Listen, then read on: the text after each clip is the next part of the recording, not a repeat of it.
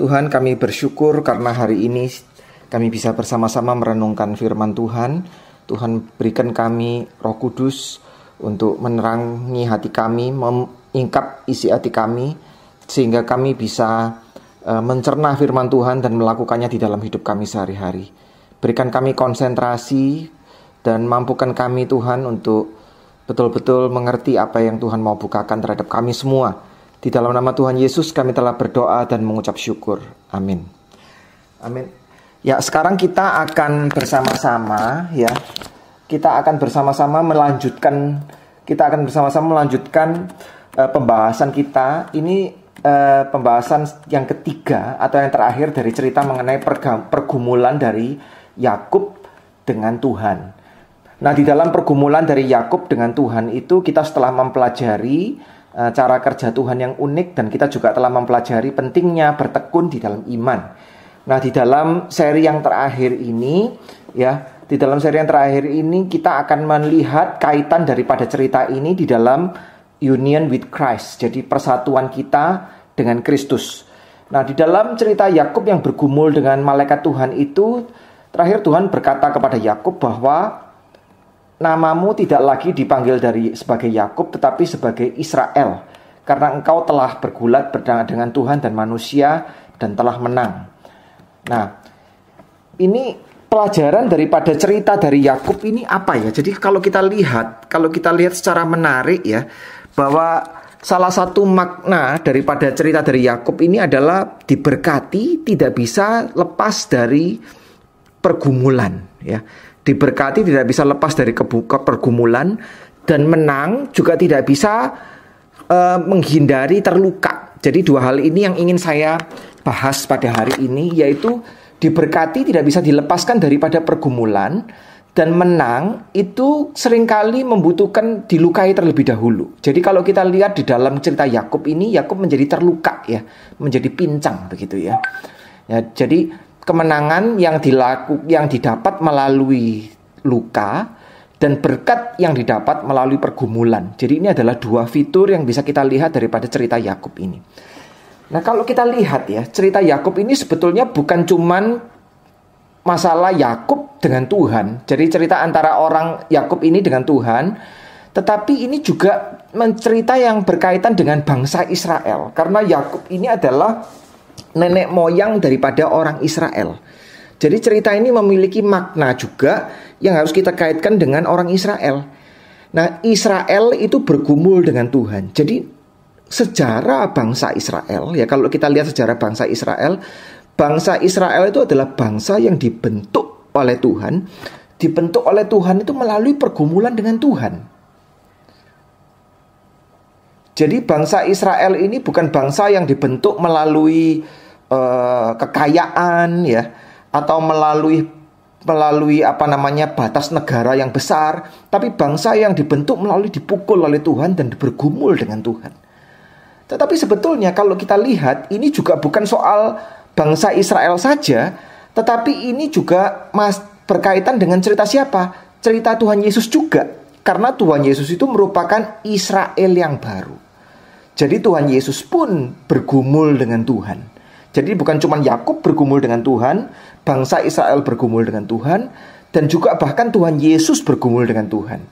Nah, karena kita ini adalah orang-orang yang dipersatukan dengan Tuhan Yesus ya. Jadi kita ini adalah Israel yang baru. Tuhan Yesus itu Israel yang baru, kita ini orang Kristen sebagai bangsa Israel yang baru. Maka cerita ini juga berkaitan dengan cerita kita gitu. Bergumul di dalam Tuhan. Nah, sekarang saya akan membahas sesuatu yang agak dalam dari cerita ini, dan kita perlu agak sedikit berkonsentrasi ya untuk mendengarnya, dan saya juga perlu berkonsentrasi untuk menjelaskannya. Ini sesuatu yang agak dalam, tapi semoga saya bisa menjelaskan dengan cara yang sederhana. Nah, ini berkaitan dengan keseluruhan cerita daripada Alkitab. Jadi kenapa Tuhan memanggil Yakub? Kenapa Tuhan memanggil orang Israel? Janji Tuhan apa? Janji Tuhan adalah supaya semua bangsa diberkati. Jadi Tuhan itu mau menciptakan manusia ulang, ibaratnya seperti itu ya. Jadi dari Israel, setelah Israel gagal, Tuhan mengutus Tuhan Yesus. Tuhan Yesus menjadi Israel yang baru. Ya, jadi ini ceritanya ini berkaitan dengan cerita Yakub. Sorry, saya ulangin lagi ya supaya saya nggak nggak kelabakan. Jadi cerita ini mengenai orang Israel dengan pergumulan antara Yakub dengan Tuhan, yang sebetulnya pergumulan antara bangsa Israel dengan dengan Tuhan sendiri. Dan ini juga menyangkut pergumulan antara Tuhan Yesus sebagai Israel yang baru dengan Allah, dan juga menyangkut pergumulan antara kita ya sebagai bangsa Israel yang baru dengan Tuhan. Nah, seperti itu. Nah, ini dibalik semua ini, dibalik Yakub, bangsa Israel, dibalik Tuhan Yesus, dan dibalik kita, ini semua adalah pergumulan antara apa? Antara Allah dan manusia. Begitu. Jadi ini merupakan cerita antara Allah dan manusia. Dan cerita ini dari perjanjian baru, dari perjanjian lama sampai perjanjian baru, seluruh Alkitab dari awal sampai akhir, cerita ini merupakan cerita pergumulan antara Tuhan dan manusia. Nah, begitu. Nah, jadi kalau kita mau lihat, ini mesti dilihat dari mana? Ini mesti dilihat dari cerita dari Allah menciptakan manusia. Kenapa kok Tuhan menciptakan manusia? Begitu ya. Kenapa Allah menciptakan manusia? Nah, Allah menciptakan manusia karena Allah adalah kasih. Ya, Allah adalah kasih, dan Allah ingin menciptakan sesuatu di luar diri Tuhan untuk bersatu, ya, untuk bersatu dengan sesuatu yang diciptakan oleh Tuhan tadi, begitu. Jadi Tuhan itu kan kasih. Nah, kasih itu selalu apa? Kasih itu selalu kepingin menyatakan di luar. Jadi kasih itu selalu kepingin mengekspresikan. Sebentar ya. Dan bukan hanya mengekspresikan, kasih itu juga ingin membuat kita itu bergabung, gitu ya. Bergabung, bersatu dengan sesuatu yang di luar kita, begitu. Nah, itu kasih. Jadi sekali lagi, kasih itu mengekspresikan, dan setelah mengekspresikan, kasih itu membuat kita itu ingin bersatu dengan sesuatu di luar kita. Nah, Tuhan juga seperti itu. Jadi Tuhan itu mau mengekspresikan kasihnya. Tuhan itu cukup. Tuhan Maha Kuasa, Tuhan serba cukup, begitu. Dan karena Tuhan serba cukup, maka Tuhan ingin mengekspresikan kasihnya. Tuhan ingin mengekspresikan kasihnya dengan bersatu dengan sesuatu di luar Tuhan. Nah, kalau Tuhan cukup kan mestinya Tuhan tidak perlu menciptakan yang lain, begitu ya. Nah, tapi Tuhan ingin menciptakan sesuatu, ingin mengekspresikan sesuatu, gitu ya. Mengekspresikan kasihnya lalu bersatu dengan sesuatu yang di luar Tuhan tadi. Nah, untuk menunjukkan kasih yang lebih besar, kasih yang paling besar dari Tuhan, maka Tuhan meskipun cukup, Dia ingin menciptakan sesuatu yang lain. Tuhan mestinya tidak perlu ya hewan, binatang, atau malaikat, atau manusia. Tuhan cukup. Tapi kenapa Tuhan menciptakan semua itu? Karena Dia ingin bersatu, ya, ingin meniati persatuan dengan yang lain, supaya ciptaan di luar Tuhan itu bisa bersatu dengan Tuhan. Nah, jadi kurang lebih seperti itu ya. Dan untuk menunjukkan kasih yang besar ini, maka Tuhan menciptakan sesuatu yang paling jauh jaraknya dari Tuhan. Oke? Tuhan menciptakan sesuatu yang paling jauh jaraknya dari Tuhan. Nah, sesuatu yang paling jauh jaraknya dari Tuhan itu apa ya? Kalau malaikat, Tuhan menciptakan malaikat. Malaikat itu apa? Malaikat itu roh. Ya, jadi roh itu kurang lebih masih agak dekat dengan Tuhan. Nah, kalau sesuatu yang lebih jauh dari Tuhan itu menciptakan apa? Menciptakan tubuh, materi. Ya, materi ini. Jadi tubuh ini materi. Ini sesuatu yang jauh dari Tuhan. Tubuh ini sesuatu yang jauh dari Tuhan. Kenapa? Karena tubuh ini ada batasnya. Ada batas ruang dan waktu. Jadi tubuh ini bisa hancur nih. Bisa luka. Tubuh ini bisa lahir dan bisa musnah. Begitu. Ya, tubuh itu bisa lahir, bisa musnah. Nah, Tuhan ini ingin menciptakan sesuatu yang paling jauh dari Tuhan. Paling jauh dari Tuhan itu apa? Ya, tubuh, gitu. Tapi kalau cuman tubuh, seperti binatang juga punya tubuh, ya. Tumbuhan juga punya tubuh. Maka tubuh itu tidak bisa bersatu dengan Tuhan. Ya. Materi atau tubuh itu tidak bisa bersatu dengan Tuhan, begitu. Nah, oleh karena itu Tuhan ingin menciptakan tubuh yang ada rohnya. Ya, Tuhan ingin menciptakan tubuh yang ada rohnya. Jadi Tuhan itu memilih untuk apa? Memilih segumpal tanah. Nah, tanah ya, debu itu materi ya. Tanah itu materi. Lalu tanah itu sama Tuhan diciptakan ya, dibikin matanya seperti dia lagi dipahat begitu ya. Setelah dipahat secara utuh, lalu oleh Tuhan dihembuskan roh gitu. Dihembuskan roh sehingga ini tanah ini menjadi suatu tanah, segumpal debu yang dengan roh dari Tuhan, segumpal debu ini bisa bilang ke Tuhan, I love you. Begitu. Ya. Jadi ini mengingatkan kita dengan cerita apa ya? Ini ada satu cerita, itu dulu cerita dongeng Pinocchio misalnya ya, dongeng Pinocchio. Dongeng Pinocchio ini kan ayahnya ini kepingin punya anak, nggak punya anak. Lalu dia bikin apa? Dia bikin dari kayu boneka. Nah, manusia bisa nggak bersatu dengan kayu? Manusia bisa nggak berhubungan dengan kayu? Nggak bisa. Jadi ada satu film Pinocchio yang terbaru ya, dari tahun lalu 2019, itu dari Italia ya. Jadi di film Pinocchio ini waktu papanya menciptakan Pinocchio dari kayu-kayu ini, keluar bonekanya. Lalu papanya bilang sama Pinocchio-nya ini, ayo bilang papa. Ya, bonekanya ya tidak bisa ngomong ya, cuman boneka gitu ya. Nah, Tuhan itu ingin menciptakan sesuatu yang jauh dari dirinya. Apa? Tubuh. Dibikin dari apa? Dari debu, dari tanah. Ya. Tuhan mau bilang, tanah ini bilang, ayo kamu bilang I love you. Kamu bilang aku mau bersama dengan engkau. Gimana caranya? Tuhan menghembuskan nafas. Tuhan menghembuskan rohnya sehingga tanah ini menjadi apa? Menjadi hidup, menjadi Adam, ya. Menjadi Adam, menjadi Hawa. Jadi lewat Adam dan Hawa Tuhan mau bersatu dengan ciptaannya. Nah, bersatu dengan ciptaan ini di dalam Alkitab ini juga dilukiskan sebagai perhubungan apa? Hubungan apa? Perkawinan. Jadi sebetulnya di Alkitab dibilang perkawinan antar manusia, perkawinan antara suami istri itu merupakan perkawinan antara gereja, perkawinan antara melambangkan perkawinan antara Kristus dan jemaat. Nah, di Alkitab ini kalau kita lihat dari awal sampai akhir ya. Kalau kita lihat dari awal sampai akhir cerita di Alkitab itu merupakan suatu perkawinan, suatu hubungan dari Tuhan dengan ciptaan. Jadi Allah mau melakukan persatuan dengan ciptaan. Nah, gimana Allah bisa bersatu dengan ciptaan? Lewat manusia. Ya. Nah, ini merupakan suatu hubungan perkawinan antara Allah dengan ciptaan. Ya, antara pencipta dengan yang diciptakan, dengan ciptaan, yaitu lewat manusia.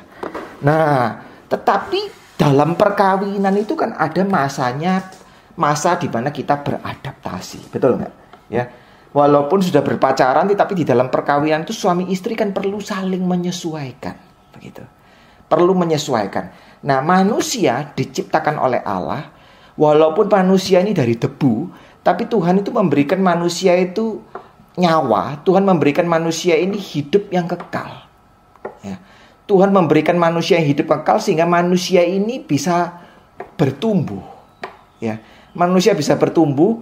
Manusia itu bisa memiliki hidup yang kekal bisa. Tapi manusia itu diberikan Tuhan hidup yang kekal, ya. Jadi manusia tidak bisa mati awalnya. Tapi manusia tetap manusia. Manusia bukan malaikat. Oleh karena manusia itu tetap memiliki tubuh, maka manusia itu bertumbuhnya itu tahap demi tahap.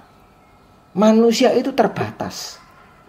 Ya. Manusia terbatas, oleh karena itu untuk menyesuaikan diri dengan Tuhan, ya, untuk menyesuaikan diri dengan Tuhan supaya cintanya dengan Tuhan itu bisa bersatu, maka manusia perlu mengalami pencobaan. Nah, pencobaan itu yang disebut sebagai bergumul dengan Tuhan. Ya.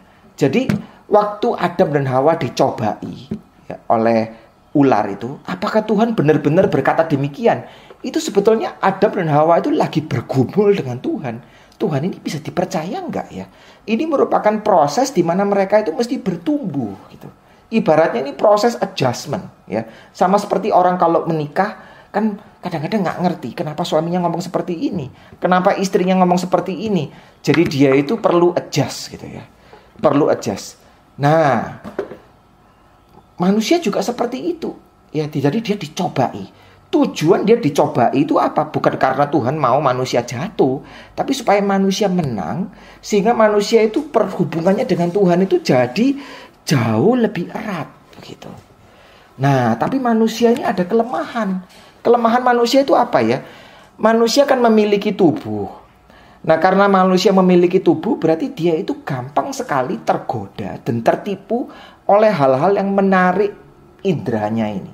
Hal yang menarik matanya, menarik daya rabanya, menarik indranya. Jadi kalau kita lihat ya, waktu itu Hawa dan Adam melihat buah itu menarik sekali. Buah itu menarik sekali. Jadi mereka itu tergoda dengan indera mereka. Karena itu mereka tergoda dengan indera mereka, mereka merasa di luar Tuhan ada sesuatu yang lebih penting. Ya. Sama seperti masalah hubungan suami istri terjadi ketika suami merasa ada sesuatu yang lebih penting dari istrinya. Atau istrinya merasa ada sesuatu yang lebih penting dari suaminya. Nah, Adam dan Hawa juga demikian. Akhirnya apa yang terjadi, saudara? Yang terjadi itu adalah Adam dan Hawa ya tidak bisa mengalahkan cobaan. Akhirnya mereka jatuh. Jadi sekali lagi kalau saya ulang, Tuhan menciptakan dari debu. Tuhan menciptakan debu yang bisa bilang I love you. Karena Tuhan ingin bersatu dengan ciptaan. Ya. Tapi ciptaan ini walaupun dikasih Tuhan hidup yang kekal, dia itu perlu bertumbuh. Untuk bertumbuh itu perlu dicobai. Jadi ini proses adjustment dengan Tuhan. Proses adaptasi dengan Tuhan. Nah, karena kita bertumbuh, karena Adam dan Hawa bertumbuh, Adam dan Hawa itu bisa tergoda oleh hal-hal yang menarik indranya. Sehingga dia akhirnya jatuh. Nah, apa akibatnya, saudara? Adam dan Hawa jatuh di dalam dosa. Nah, kita semua manusia memiliki dosa. Dan di dalam keadaan kita berdosa seperti itu, ya di dalam kita keadaan berdosa seperti itu, akibatnya apa? Akibatnya kita kehilangan hidup yang kekal. Manusia bisa mati. Jadi tubuh manusia ini bisa disintegrate. Jadi tubuh kita ini ya, itu adalah gabungan dari banyak-banyak zat, banyak sel-sel macam-macam gitu ya. Kalau kita mati ya semua sel ini semua terurai begitu. Kita menjadi membusuk. Hidup kita menjadi hancur. Tubuh itu bagi manusia penting. Nah, akibat apa yang lain daripada dosa? Akibat lain daripada dosa itu adalah kepuasan materi ya. Kepuasan materi itu bagi kita itu sekarang jauh lebih penting daripada kepuasan spiritual. Nah, manusia itu kan bertubuh. Manusia diciptakan dari debu. Tetapi manusia itu tidak sepenuhnya debu. Manusia itu ada rohnya. Ya, dan rohnya manusia ini yang harus mengendalikan tubuhnya. Tapi sekarang yang terjadi apa? Kita gampang sekali ya tergoda atau jatuh ke dalam hal-hal yang lahiriah. Ke dalam prestis, ke dalam keuangan, pemuasan seksual, ya hal-hal seperti itu kita mudah tergoda dengan hal-hal seperti itu sehingga kita menjadi apa? Kita menjadi berdosa. Nah, kita semakin lama semakin jauh dari Tuhan. Jadi kita ciptaan jauh dari pencipta. Apa yang terjadi? Mati. Tubuh kita akan mengalami kerusakan. Nah, jadi apa yang terjadi ini? Perkawinan antara Tuhan dan manusia dalam tanda kutip atau persatuan antara Tuhan dan manusia berakhir dengan apa? Berakhir dalam tanda kutip dengan perceraian, gitu ya. Jadi terpisah nih sekarang. Adam dan Hawa terpisah dari Allah. Tapi Tuhan tidak mau menyesal. Jadi Tuhan nggak menyesal. Tuhan nggak berhenti. Tuhan nggak mau menyerah. Jadi Tuhan merasa kalau manusia tidak bisa adjust dengan Tuhan.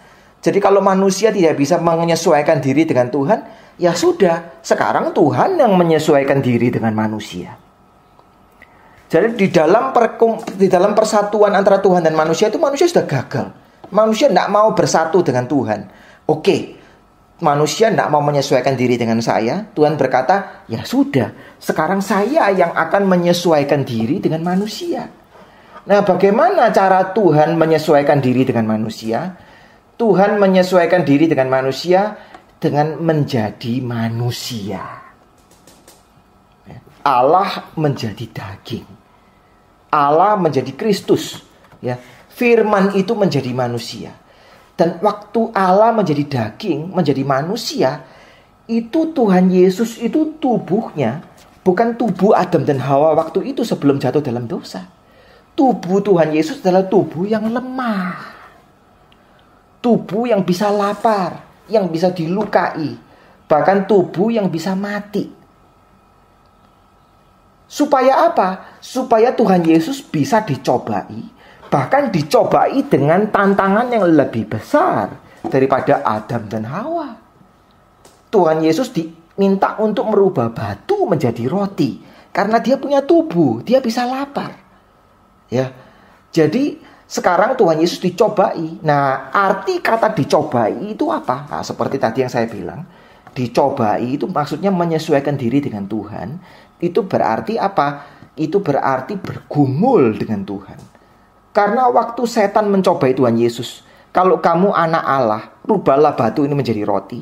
Itu seolah-olah setan bilang sama Tuhan Yesus, kalau kamu betul-betul disayangi Tuhan, kalau kamu betul-betul anak Allah, kamu kan masa mati kelaparan, ya.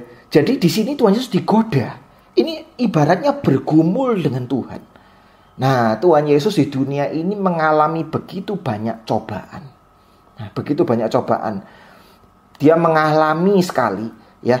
Dia mengalami sekali apa? Dikhianati oleh muridnya, dijauhi oleh keluarganya. Dia mengalami sekali ya kelaparan. Dia mengalami kesakitan dan banyak-banyak hal yang lain. Nah, ini hidup manusia. Ini takdirnya manusia, nasibnya manusia. Nah, ini yang dikatakan oleh Paulus sebagai hidup kami ini, tubuh kami walaupun semakin berkurang. Nah, semakin berkurang itu apa? Manusia bisa tua, bisa menderita, bisa ditinggal. Nah, Tuhan mengalami ini semua. Bahkan di Alkitab dikatakan apa? Di Alkitab dikatakan Tuhan Yesus itu adalah the man of sorrow. Ya. Jadi dia itu penuh dengan pencobaan, penuh dengan penderitaan. Nah, bahkan di Alkitab dikatakan juga bahwa Tuhan Yesus dicobai di dalam segala hal. Ya, Tuhan Yesus dicobai di dalam segala hal, tetapi dia tidak berdosa. Nah, singkat cerita, Tuhan Yesus menang. Tuhan Yesus bisa mengalahkan cobaan. Ya. Walaupun di dalam Alkitab dikatakan ya, kalau dalam Yesaya pasal 53 ya, ia tidak tampan, semaraknya pun tidak ada, ia dihina dan dihindari orang. Seseorang yang penuh kesengsaraan dan yang biasa menderita kesakitan. Nah, walaupun dibilang seperti itu, tapi Tuhan Yesus bagaimana? Tuhan Yesus tetap menang. Nah, waktu Tuhan Yesus menang ini, Tuhan Yesus menunjukkan, ya, Tuhan Yesus menunjukkan apa? Bahwa kelemahan dan penderitaan itu tetap masih bisa mewujudkan persatuan dengan Tuhan. Jadi kelemahan dan penderitaan, bahkan tubuh yang sakit, tubuh yang teraniaya, ya, itu bukan alasan untuk meninggalkan Allah, tapi merupakan cara, alat untuk kita menyesuaikan diri dengan kehendak Bapa. Jadi manusia ini, debu, tubuh yang lemah ini, manusia ini tujuannya apa? Ditakdirkan untuk apa? Manusia ini tujuannya manusia itu menjadi bait Allah, menjadi tubuh yang membawa, yang menyalurkan kehadiran Tuhan. Jadi tadi saya bilang materi bergabung dengan Allah, ya. Materi dipersatukan dengan Tuhan, itu tujuannya apa? Supaya manusia sebagai debu ini, ya, manusia itu bisa membawa kehadiran Allah. Ya, dia bisa menyalurkan kehadiran Allah. Nah, tapi lewat Tuhan Yesus menunjukkan bahwa di dalam kelemahan pun, di dalam tubuh yang hancur pun, itu kita masih bisa disatukan dengan Tuhan. Seperti itu. Ya. Jadi ibaratnya cerita dari Tuhan Yesus atau cerita dari Injil ini cerita apa? Manusia tidak mau menyesuaikan diri dengan Allah. Allah yang sekarang menyesuaikan diri dengan manusia. Supaya apa? Supaya manusia lihat lewat Tuhan Yesus gimana cara manusia menyesuaikan diri dengan Tuhan. Ya, begitu. Sekali lagi, jadi cerita Tuhan Yesus ini ceritanya apa? Ceritanya latar belakangnya manusia kan tidak mau menyesuaikan diri dengan Tuhan, ya, tidak mau mengadaptasi dengan Tuhan. Sekarang Tuhan yang menyesuaikan diri dengan manusia, memakai tubuh yang lemah, supaya lewat Tuhan Yesus manusia itu belajar bagaimana menyesuaikan diri dengan Tuhan, begitu. Nah, jadi Tuhan Yesus di dalam segala kelemahannya, Tuhan Yesus menyesuaikan diri dengan Tuhan, dengan Allah. Nah, akibatnya apa? Tuhan Yesus mati di kayu salib. Ya, mati di kayu salib. Nah, ini menarik sekali. Tuhan Yesus mau menyesuaikan diri dengan Tuhan. Tapi kalau menyesuaikan diri dengan Allah kok akhirnya mati. Akhirnya tubuhnya hancur di kayu salib. Kok seperti itu akibatnya? Bersatu dengan Allah, kok malah akibatnya adalah tubuhnya dihancurkan. Nah, ini kan sesuatu yang tragis. Ya. Ini sesuatu yang tragis. Tapi ini artinya sebetulnya apa? Ya, ini artinya sebetulnya bahwa Tuhan Yesus itu mau menanggung dosa-dosa kita. Cuman kali ini saya tidak membahas itu saja. Nah, ini menarik sekali karena Alkitab menunjukkan justru hidup yang kekal, justru persatuan dengan Tuhan itu kadang-kadang diwujudkan lewat tubuh yang dihancurkan. Justru dia lewat diwujudkan itu lewat apa? Lewat kematian. Aneh ya. Jadi persatuan dengan Tuhan, persatuan dari tubuh dengan Tuhan, ya, persatuan dari tubuh dengan Tuhan ini justru terlaksana ketika tubuh ini dihancurkan. Ya, bersatu dengan Tuhan itu malah membuat Tuhan itu membiarkan apa tubuh ini dihancurkan. Kok bisa seperti itu ya? Kok aneh ya? Ya. Logikanya Tuhan ini apa ya? Nah, kok bisa seperti itu? Nah, ini kembali ke cerita Pinocchio ya, ke cerita Pinocchio. Jadi waktu di cerita Pinocchio itu bagaimana? Pinocchio itu kalau saudara lihat dulu filmnya ya, Disney itu ya, Pinocchio. Pinocchio itu kan asalnya kan kayu ya. Nah, kayu itu dikasih hidup sama satu malaikat, betul nggak? Tapi dia tetap kayu. Malaikat itu bilang minta dia belajar jujur, belajar mengasihi orang lain, baru dikasih apa? Dikasih tubuhnya anak kecil. Nah, Pinocchio itu kepingin sekali jadi anak kecil, tapi tubuhnya kayu. Nah, akhirnya Pinocchio kan nakal sampai jadi keledai, ya kan? Akhirnya dia kupingnya tuh kuping keledai, jadi hidungnya bisa panjang kan kalau dia berbohong. Nah, pada akhirnya singkat cerita di dalam cerita itu bagaimana? Yang terjadi adalah Pinocchio mengorbankan diri untuk papanya. Ya, kalau kita lihat film Disney itu akhirnya mati dia. Tapi saudara lihat waktu dia mati, peri itu, malaikat itu bilang apa? Nah, Pinocchio, kamu sudah belajar apa itu artinya mengasihi. Karena kamu belajar apa itu artinya mengasihi, nah sekarang kamu saya beri tubuh anak kecil, ya, tubuh yang baru, begitu. Jadi Pinocchio ini memiliki tubuh yang baru. Nah, ini adalah logika daripada kasih. Jadi kasih itu apa ya? Kasih itu memberi lebih diberkati daripada menerima. Jadi kasih itu mengosongkan diri, mengorbankan diri. Jadi lewat mengorbankan diri justru kita diisi, nah itu kasih. Ya. Jadi kalau orang hidup seperti Tuhan Yesus, hidup habis-habisan sampai tubuhnya dicurahkan, sampai semuanya dicurahkan, sampai bahkan dia mengalami apa yang Tuhan Yesus alami, mati, dan tubuhnya dihancurkan untuk Tuhan, maka kekuatan dari kasih itu adalah kekuatan yang bisa, kalau dalam bahasa Inggrisnya, strikes back. Kasih itu kekuatannya akan, apa ya, strikes back bahasa Indonesianya ya, membalas. Jadi kasih itu kekuatannya akan mental dan membuat tubuh ini bangkit lagi. Ya. Jadi kasih ini sesuatu yang unik. Lewat kasih kita bahkan mengorbankan diri, ya, sampai kita menjadi debu kembali. Tapi waktu kita menjadi debu kembali, kekuatan kasih ini menerjang balik dan membuat tubuh kita, debu ini menjadi bangkit kembali. Begitu. Sehingga kelemahan, ya, kelemahan dan penderitaan ini tidak menghalangi pekerjaan Tuhan, ya, tidak menghalangi pekerjaan Tuhan, bahkan akan mewujudkan pekerjaan Tuhan, bahkan memperlancar pekerjaan Tuhan. Karena apa? Karena Tuhan itu adalah kasih. Jadi sekarang kita mengerti ya perkataan Tuhan Yesus ya. Orang yang kehilangan nyawanya malah akan mendapatkan nyawanya. Jadi dicobai, itu artinya apa? Mau nggak kita serahkan kebahagiaan kita, bahkan tubuh kita untuk Tuhan? Tapi begitu kita serahkan tubuh kita untuk Tuhan, semua kebahagiaan kita untuk Tuhan, kita akan dapatkan kembali. Sehingga bagi Tuhan, kelemahan, bahkan kematian pun tidak akan menghalangi pekerjaan Tuhan. Justru akan menjadi kesaksian pekerjaan Tuhan.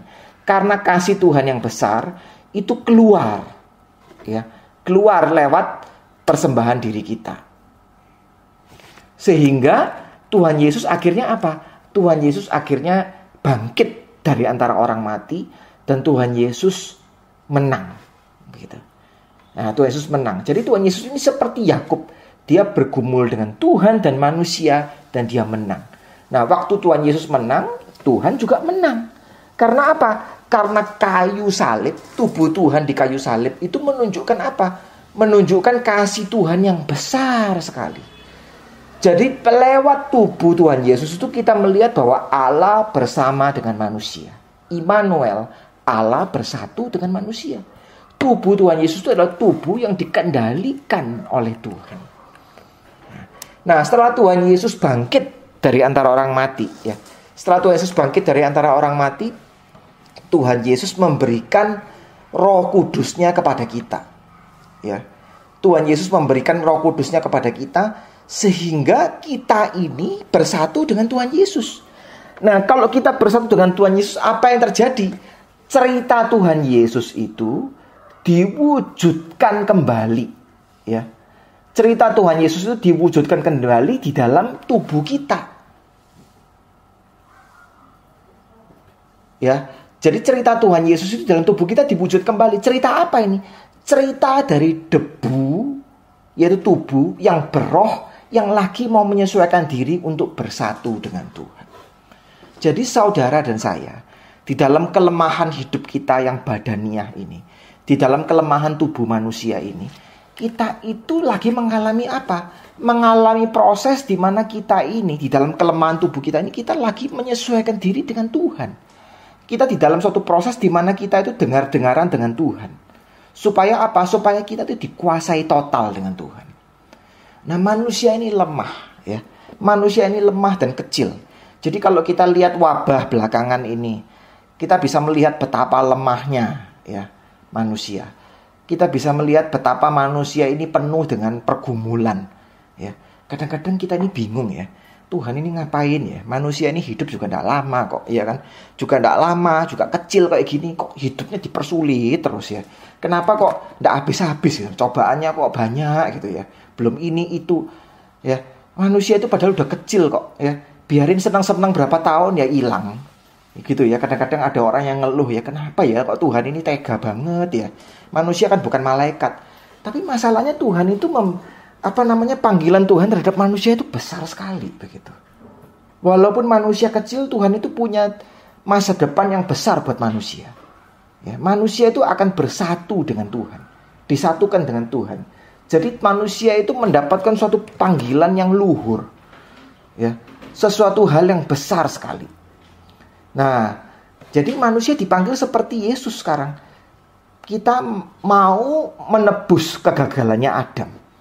Bisa nggak lewat tubuh, lewat hidup yang lemah ini, ya, kita belajar di dalam kelemahan kita mewujudkan kehadiran Tuhan.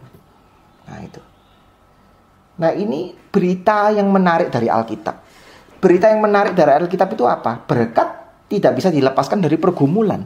Jadi berkat itu apa? Kita bersatu dengan Tuhan luar biasa. Nah, ini lewat bergumul, menyesuaikan diri dengan Tuhan. Ya. Seperti hubungan suami istri, tidak bisa kalau tidak menyesuaikan diri kita, persatuan kita itu tidak ideal.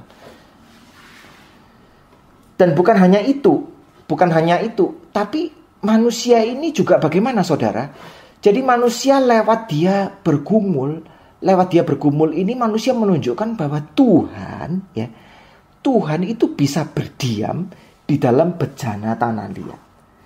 Kemuliaan Tuhan itu bisa diperlihatkan lewat sesuatu yang sangat humble, lewat sesuatu yang sangat kecil, yang sangat rendah, begitu. Jadi kadang-kadang kalau kita lihat Tuhan kalau mau datang, itu Tuhan pasti lewat cara yang luar biasa. Tuhan pasti lewat tubuh yang agung, lewat cara yang luar biasa. Tapi Tuhan datang justru lewat kayu salib, lewat sesuatu yang kelihatannya hina sekali. Jadi kebesaran Tuhan dan kehinaan tubuh kita, ini bukan sesuatu yang berlawanan. Justru Tuhan itu bisa memakai kelemahan diri kita. Nah, bagaimana caranya? Ya, jadi bagaimana caranya kita memperlihatkan kemuliaan Tuhan? Ya, lewat kelemahan tubuh kita. Jadi bagaimana caranya kita hidup seperti Tuhan Yesus? Ya, lewat tubuh kita. Jadi mengalahkan percobaan, menang lewat tubuh kita. Bagaimana caranya?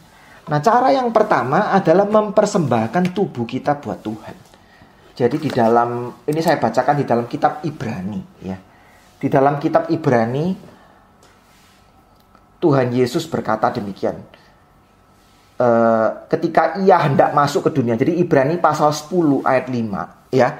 Ibrani pasal 10 ayat 5, Tuhan Yesus berkata, karena itu ketika Yesus masuk ke dunia, ia berkata, korban dan persembahan tidak engkau kehendaki, tetapi engkau telah menyediakan tubuh bagiku. Ya. Korban dan persembahan engkau tidak kehendaki, tapi engkau telah menyediakan tubuh bagiku. Jadi ayat ini artinya apa? Ya, ayat ini kurang lebih mesti diartikan seperti ini. Korban dan persembahan yang paling besar itu tubuh kita. Persembahkanlah tubuhmu. Jadi bukan berarti Tuhan tidak mau korban, tidak mau persembahan. Maksudnya Tuhan mau korban yang terbaik, persembahan yang terbaik. Dan korban dan persembahan yang terbaik itu apa? Tubuh kita, tubuh manusia ini. Nah, kita ini adalah makhluk yang bertubuh. Kita ini Pinocchio-nya Tuhan. Nah, seperti tadi saya bilang, Tuhan menciptakan kita ini jaraknya sebenarnya paling jauh. Kita ini bertubuh. Nah, tubuh ini kelemahannya apa? Tubuh ini kelemahannya, kita seringkali digoda untuk mengutamakan kepuasan tubuh kita daripada Tuhan. Karena kita bertubuh, kita sekarang seringkali tergoda untuk mengejar hal yang kelihatan. Dan tidak mengejar hal yang tidak kelihatan. Walaupun Alkitab bilang yang kelihatan itu sementara, tapi yang tidak kelihatan itu kekal. Ya, yang kelihatan itu sementara, tapi yang tidak kelihatan itu kekal. Jadi kita harus melatih tubuh. Melatih tubuh kita, ya. Melatih tubuh kita supaya tubuh yang kelihatan ini bisa lebih dikendalikan oleh Tuhan yang tidak kelihatan. Begitu.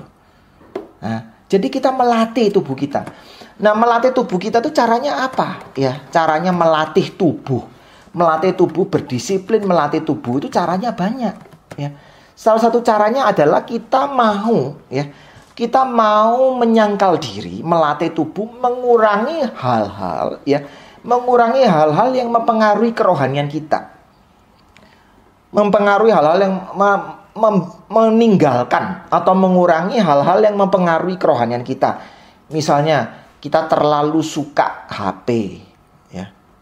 Terlalu suka bermain HP. Kita mungkin kebiasaan tidur dan bangun kurang disiplin, mungkin seperti itu. Atau kita mungkin kebiasaan makan dan minum itu kurang membangun, misalnya, ya. Banyak hal, ya.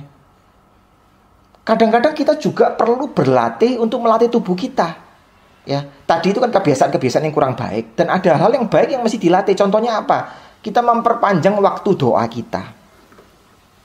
Contohnya apa? Contohnya kita berpuasa. Kita berpuasa.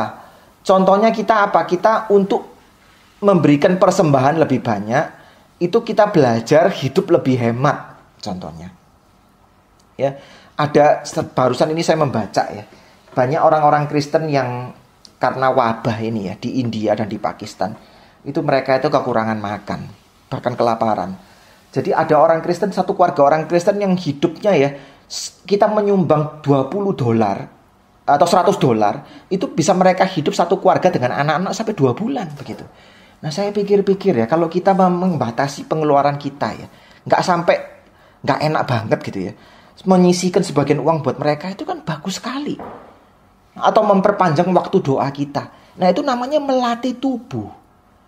Nah, justru melatih tubuh itu mempersiapkan tubuh kebangkitan. Sama seperti Tuhan Yesus. Hidup Tuhan Yesus itu adalah hidup yang melatih tubuhnya.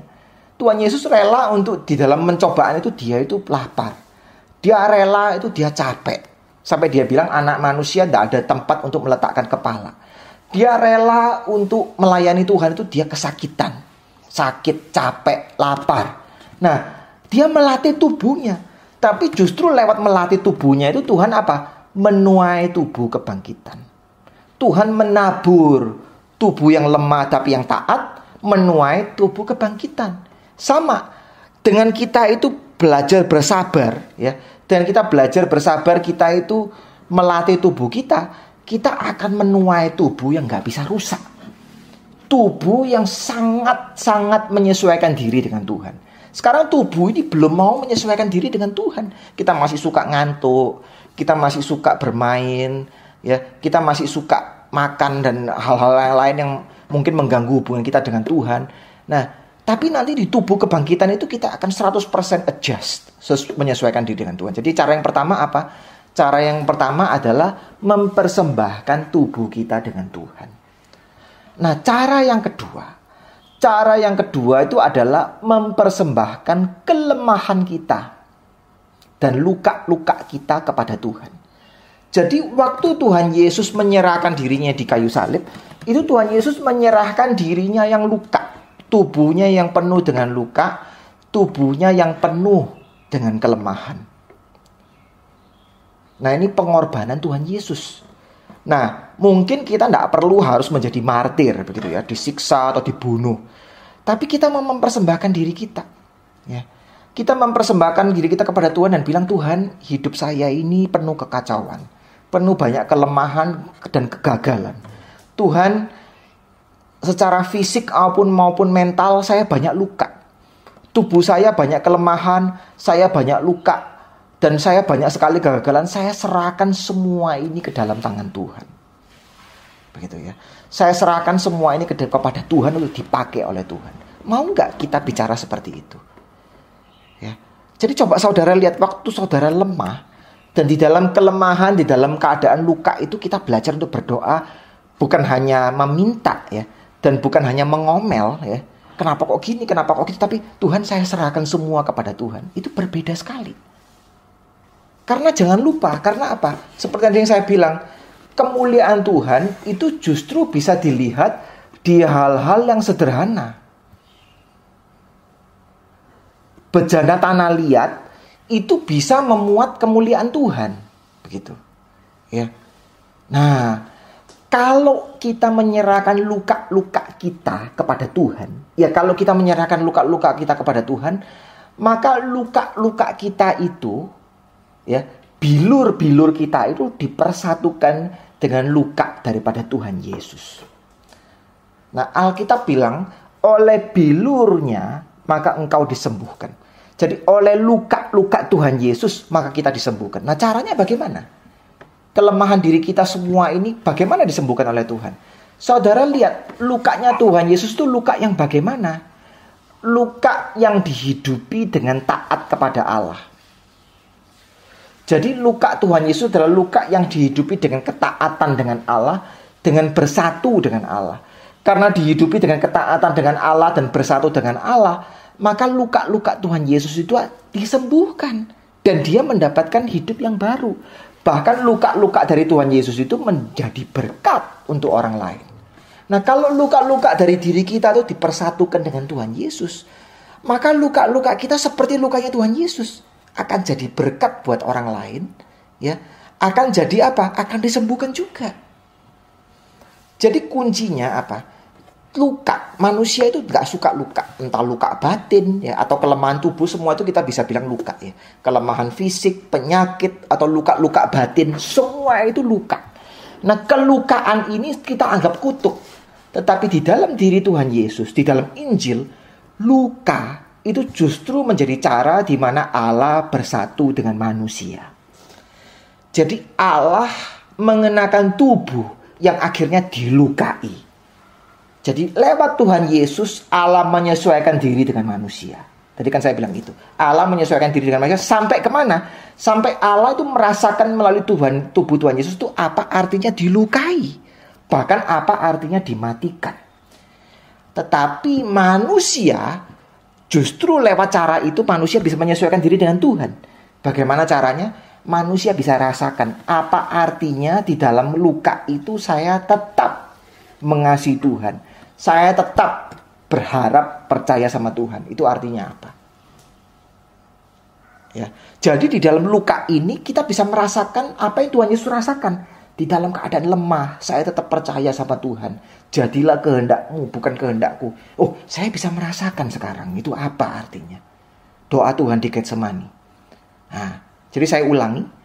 Allah menyesuaikan diri kepada manusia. Allah menjadi Tuhan Yesus yang merasakan apa artinya dilukai. Secara fisik maupun mental. Waktu disalib, Tuhan Yesus bukan cuma dilukai secara fisik. Dilukai secara mental. Dia diejek oleh manusia. Nah, dia menyesuaikan diri kepada kita. Kita menyesuaikan diri dengan dia. Waktu dilukai, kita juga merasakan apa itu artinya. Kita menjadi seperti Tuhan Yesus. Di dalam luka itu kita berserah. Kita percaya sepenuhnya kepada Tuhan. Nah, di dalam keadaan seperti itu, kita disembuhkan nanti. Jadi luka yang sebetulnya kita tidak sukai, ini menjadi alat di mana kita itu bersatu dengan Tuhan sendiri. Nah, kalau saudara lihat Yakub setelah bergumul dengan Tuhan, dia menjadi pincang, ya. Bahkan dia pincang seumur hidup. Yesus setelah dia disalib dan dia bangkit pun, Yesus masih ada luka, ya. Bolong di tangannya yang Thomas masih bisa masuk ke tangannya. Bahkan di dalam kitab Wahyu dikatakan anak domba itu seperti telah disembelih. Berarti ada luka yang kelihatan. Ya. Kenapa kok seperti itu? Nah, luka ini merupakan bukti. Bukti apa? Bukti cinta kasih. Jadi kalau kita nanti di sorga ketemu Tuhan Yesus, kita masih bisa melihat bolong yang ada di tangannya. Kita bisa melihat itu bukti cinta kasih dari Tuhan. Ya. Ya, kita nggak suka luka, nggak usah ngomong soal luka. Kita nggak suka kerutan di wajah, ya kan? Kita nggak suka juga rambut putih, ya. Kalau rambut tambah putih, kalau ada kerutan di wajah kita nggak suka.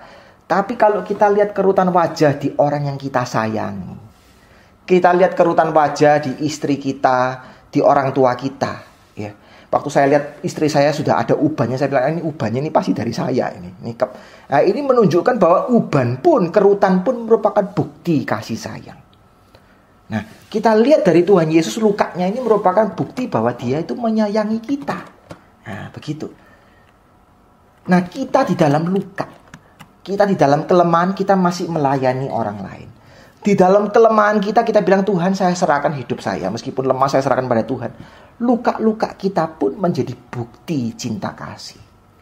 Sama seperti lukanya Tuhan Yesus menjadi bukti cinta kasih. Nah, bukan hanya itu. Luka-luka dari Yakub dan Tuhan Yesus itu juga menjadi bukti. Bukti bahwa apa? Mereka bergantung pada Tuhan. Yakub dibuat pincang untuk menunjukkan bahwa sebetulnya bergulat dengan dia itu Tuhan. Dia bergantung dengan Tuhan. Yesus dilukai, dipaku dengan tujuan untuk menunjukkan bahwa tanpa kuasa Allah dia tidak mungkin bangkit. Jadi luka-luka dari kita ini juga merupakan suatu bukti. Bukti apa? Bukti bahwa kita ini menyayangi Tuhan. Dan juga bukti bahwa kita ini bergantung dengan Tuhan. Seperti itu. Jadi kalau saya mau ulangi, ya kalau saya mau ringkaskan sekali lagi. Ini semua cerita dimulai dari mana? Dimulai dari Allah mau menciptakan manusia. Allah mau bersatu, istilahnya mengawini, ya, mengikatkan diri dengan manusia, dengan tubuh yang berroh, dengan debu yang bisa bilang I love you. Tapi debu dan tubuh ini perlu bertumbuh, dia gagal. Dia tidak mau menyesuaikan diri dengan Tuhan, Tuhan menyesuaikan diri dengan manusia, supaya manusia bisa menyesuaikan diri dengan Tuhan. Jadi kita di dalam kelemahan tubuh kita ini, kita tetap bisa menghadirkan Tuhan. Saudara dan saya adalah debu-debu yang adalah bait Allah Tuhan. Dipanggil untuk menghadirkan Tuhan lewat kelemahan ini. Dan bagaimana caranya? Ya lewat dua cara tadi. Menyerahkan tubuh kita, melatih tubuh kita. Dan yang kedua menyerahkan luka-luka kita. Sehingga luka kita itu menjadi cara kita bersatu dengan Tuhan. Tuhan Yesus lewat luka itu merasakan kelemahan manusia. Manusia lewat luka itu merasakan bagaimana Tuhan Yesus dalam luka pun dia tetap mencintai Tuhan. Begitu ya. Nah ini kita sekarang bersatu ini dengan Tuhan. Jadi tujuan penciptaan Tuhan, perkawinan antara Allah dan manusia dalam tanda kutip itu sekarang diwujudkan lewat persatuan antara Kristus dan gerejanya. Jadi lewat kayu salib dan kebangkitan, pencipta dengan ciptaan itu bersatu. Bersatu, saling mengerti, saling menyesuaikan. Ada persatuan yang besar. Nah, kita dulu itu seperti Yakub. Nah, apa sih artinya namanya Yakub itu? Yakub itu artinya pencuri, ya. Salah satu artinya itu pencuri. Dia mencuri berkat orang lain, ya, berkat saudara-saudaranya. Sekarang Yakub dikasih nama Israel. Nah, kita itu seperti Yakub, kita mencuri berkat orang lain. Untuk keuntungan pribadi, kita mencuri berkat-berkat orang lain, kita mencuri kemuliaan Tuhan. Ya, manusia itu seperti itu. Tapi kita sekarang namanya Israel. Artinya apa? Kita bergumul dengan Tuhan sama seperti Tuhan Yesus. Ya. Nah, seperti tadi cerita Pinocchio itu. Cerita Pinocchio itu, kenapa kok Pinocchio nggak dikasih tubuh? Kenapa kok masih kayu? Nggak dikasih tubuh. Ya, supaya Pinocchio belajar dulu. Belajar apa? Belajar menjadi manusia. Belajar menjadi manusia itu artinya apa? Mengorbankan diri. Menjadi kasih yang besar. Sehingga waktu dia mengekspresikan kasih yang besar, dia mengorbankan diri, dia baru dapat tubuh anak kecil. Tubuh. Nah, kita diajar Tuhan juga untuk menjadi manusia. Bagaimana menjadi manusia yang sejati? Seperti Tuhan Yesus. Dan manusia yang sejati adalah manusia yang mirip Tuhan. Ya, manusia yang mirip Tuhan. Nah, kalau kita mau menyesuaikan diri dengan Tuhan seperti ini, maka nanti kita juga akan dibangkitkan bersama dengan Tuhan. Kita akan dibangkitkan dan mendapatkan tubuh yang baru. Jadi apa yang kita alami sekarang, ketidaklancaran, kesusahan, luka-luka, semua yang kita alami sekarang, itu semua adalah bagian dari mana kita itu menyesuaikan diri dengan Tuhan. Dalam keadaan lemah seperti ini, bisa nggak kita berdoa, Tuhan, saya serahkan semua ini ke dalam tangan-Mu. Ya. Amin. Mari kita berdoa.